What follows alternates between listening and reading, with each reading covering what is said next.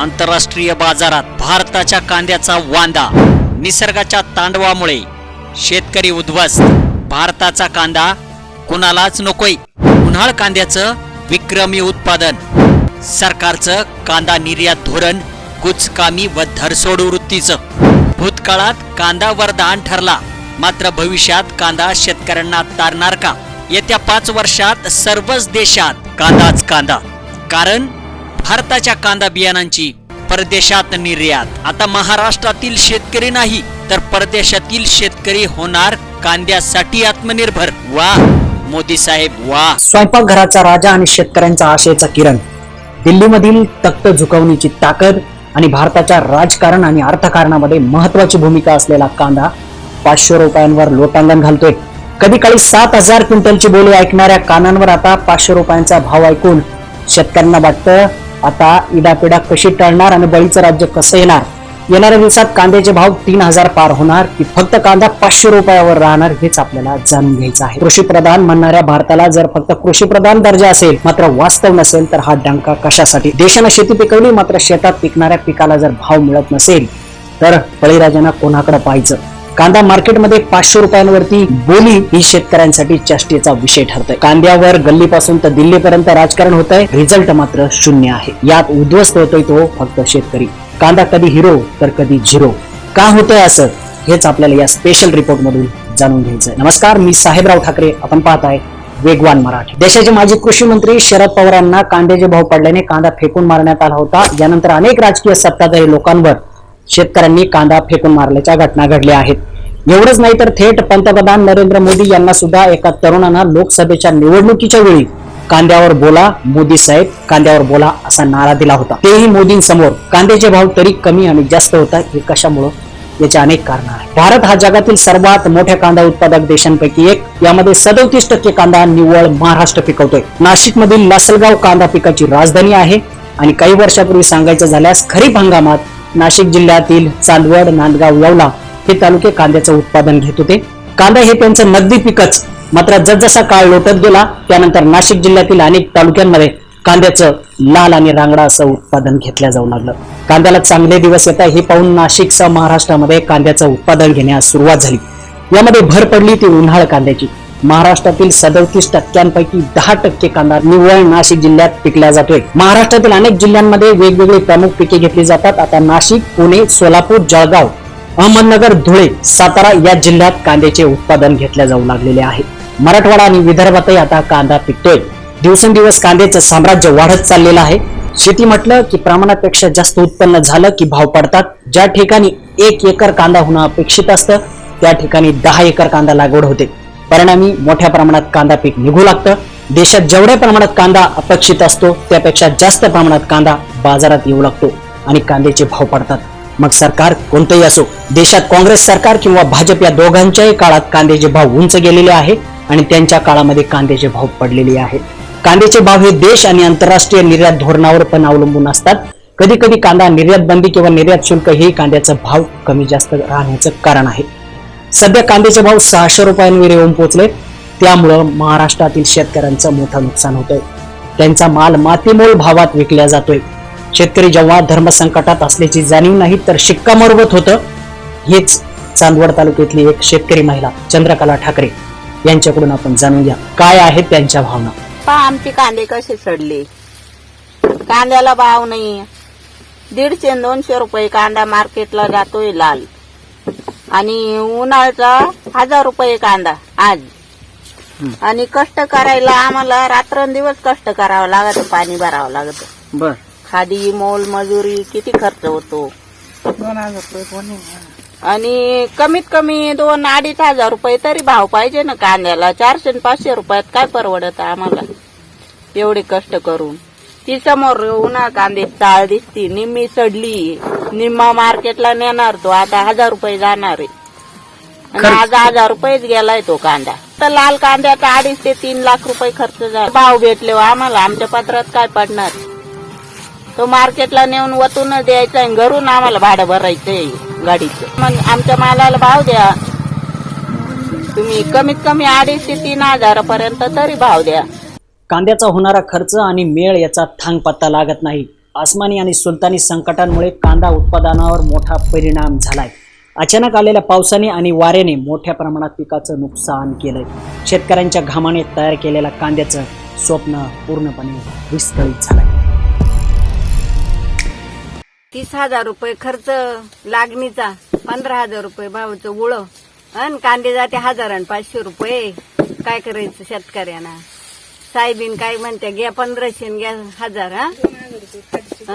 खादीची गोणीचे भाव, किराण्याला म्हणे आम्ही बंदोबस्त करतो, किराणा तर लई भाव.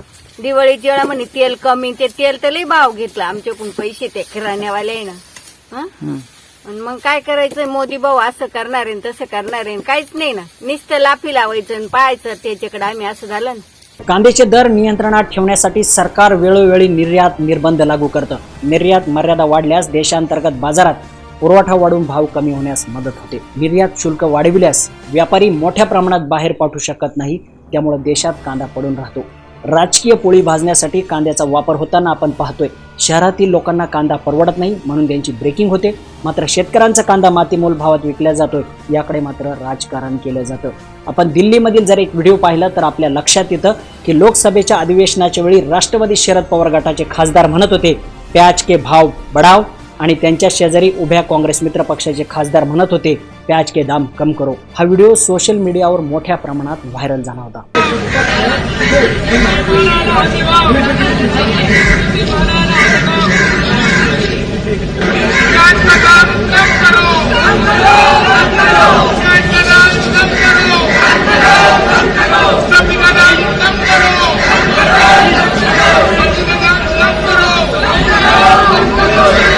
हा भारत आहे.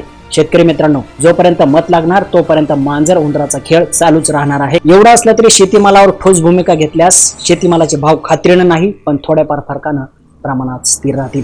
कारण ही शेती आहे, निसर्गावर अवलंबून आहे. कमी जास्त कधी ना कधी होऊ शकतं आणि तुम्ही कोणाला कमी पिकावं सांगितलं तर ते सांगणं शेतीबाबत तरी शक्य नाही, कारण तुमचं कोणी ऐकणार नाही. शेतकऱ्यांनी एक लक्षात घेतलं पाहिजे, खरं राजकारण तर तुमच्यावर होत आहे. भाव कमी झाले तर विरोधकांना कोलीत मिळतं आणि जास्त झाले तर सत्ताधाऱ्यांना. कांद्याचे भाव वाढले तर सत्ताधारी सांगतात आमच्या काळात चांगला भाव मिळाला, पण त्याच काळात दिल्लीमधील विरोधक मात्र कांद्याचे भाव कमी झाले म्हणून रस्त्यावर उतरतात. आणि हीच परिस्थिती ग्रामीण भागामध्ये जर पाहिली तर कांद्याचे भाव कमी झाले म्हणून विरोधक रस्त्यावर उतरतात. पण दोन विरोधकांमधला खेळ तुम्ही पाहिला असेल.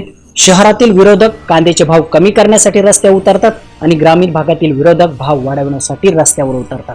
विरोधक दोन्ही ठिकाणी आहे, प्रत्येक भागात त्यांची व्याख्या मात्र बदलते. सध्याची परिस्थिती पाहता सध्या महाराष्ट्रातील बाजार समित्यांमध्ये कांद्याची आवक मोठ्या प्रमाणात वाढली आहे, ज्यामुळं दरांमध्ये घसरण झाली आहे आणि शेतकऱ्यांमध्ये चिंता आहे की अनेक ठिकाणी कांद्याला 5 ते 8 रुपये किलो इतका भाव मिळतोय. एप्रिल आणि मे महिन्यात जे उत्पादन निघालं आणि त्याला जो भाव मिळाला त्यापेक्षा आत्ताचे भाव निम्म्यापेक्षाही कमी झालेत. सरकारी संस्थांनी 2025-26च्या बफर स्टॉकसाठी कांदा खरेदीचा दर कमी करून तो 15 रुपये प्रति किलोवर केला आहे. उन्हाळा कांद्याचा सरकारकडील शिल्लक स्टॉक आणि शेतकऱ्यांनी भाव वाढणारी आशेवर साठवून ठेवलेला कांदा अजून चाळीत पडून आहे आणि बाजारात लाल कांदा सुरू झालाय. पावसामुळे लाल कांदा सडला जरी असला तरी खरीप पीक काढून त्यामध्ये मोठ्या प्रमाणात कांद्याची लागवड झालेली आहे. कांद्याच्या निर्यातीचं सांगायचं झाल्यास निर्यात आता खुली असली तरी कांद्याचे मोठ्या प्रमाणात झालेले उत्पन्न यामुळे भाव कमी झाले आहेत. निर्यातीतील घट, कमी मागणीमुळे भारताच्या कांद्याला किमतीमध्ये घट झाली आहे. त्यामुळं शेतकऱ्यांना अपेक्षित नफा मिळत नाही. निर्यातीवरील वारंवार बदलणारे निर्बंध, स्पर्धात्मक देशांकडून वाढलेली मागणी आणि निर्यात धोरणामध्ये अस्थिरता यामुळे भारताच्या कांद्याला आंतरराष्ट्रीय बाजारात आता मागणी कमी झाली आहे. केंद्र सरकारच्या अस्थिर धोरणामुळे कांदा निर्यातीवर विपरीत परिणाम झाला आहे. जागतिक बाजारपेठेत भारतीय कांद्याच्या तुलनेत पाकिस्तान आणि चीनच्या कांद्याला जास्त मागणी असल्याचं हॉर्टिकल्चर प्रोड्यूस एक्सपर्ट असोसिएशननं म्हटलं आहे. भारताच्या कांद्याची चव सर्वात उत्कृष्ट असली तरी निर्यात कधी चालू तर कधी बंद, यामुळे इतर देशांनी भारताचा कांदा घेणं बंद केलेला आहे. भाव कमी होण्याचे सर्व कारणे आपल्या लक्षात आले असतील. कांद्याचे भाव वाढण्यासाठी एक मुद्दा महत्त्वाचा आहे. जर कांदा पिकाचं मोठ्या प्रमाणात नुकसान झालं आणि बाजारामध्ये कांदा पिकाचा तुटवडा भासू लागला तर मात्र निर्यात बंदी जरी केली तरी कांद्याला भाव मिळणारच. मात्र याच्यात सरकारनं हस्तक्षेप करायला नको. भारतामध्ये 2000 रुपयाचा भाव निर्यात बंदी असतानाही मिळत होता, मात्र त्यावेळेस भारतामध्ये कांदा शिल्लक नव्हता. आता तर लाल कांदा बाजारामध्ये दाखल झालाय आणि कांद्याचे भाव 600 रुपयांवरती आले आहेत.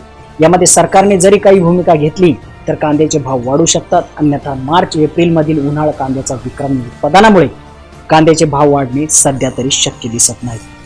कांद्याचे भाव पडल्याने शेतकऱ्यांचा आक्रोश बाहेर पडतोय.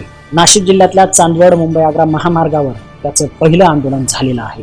जिल्हा परिषदेच्या निवडणुका तोंडावर आहेत. ग्रामीण मतदारांमुळे आता हे आंदोलन अजूनच तीव्र होणार आहे. सरकार कांदा निर्यात बंदी जरी केली नसली तरी भारताच्या कांद्याला आता कोणी घ्यायला तयार नसल्याची परिस्थिती समोर निर्माण झाली आहे. Bangladesh, Saudi Arabia, Malaysia, Indonesia यासारख्या देश आता दुसरीकडून कांदा मागवत आहेत. सरकारच्या आडमुठे निर्यात धोरणामुळे भारताचा कांदा आता देशातच पडून आहे. त्यामुळे सध्या तरी कांद्याला 3,000 रुपयाचा भाव मिळू शकत नाही हे रिपोर्टवरून आपल्या लक्षात येतं. कारण उत्पादन विक्रमी आहे आणि भारताचा कांदा दुसऱ्या देशांमध्ये जात नाहीये. जर आपल्याला ही माहिती आवडली असेल आणि आपल्याला जर अशी नवनवीन व्हिडिओ हवे असतील तर आपण आमच्या व्हिडिओला लाईक करा. लाईक केल्यानं आमचा व्हिडिओ सगळ्यात अगोदर अपडेट देण्यासाठी तुमच्या समोर येईल. आणि आमच्या चॅनलवर जर तुम्ही नवीन आला असाल, आमची भेट पुन्हा घडण्यासाठी तुम्ही चॅनल सबस्क्राईब करा.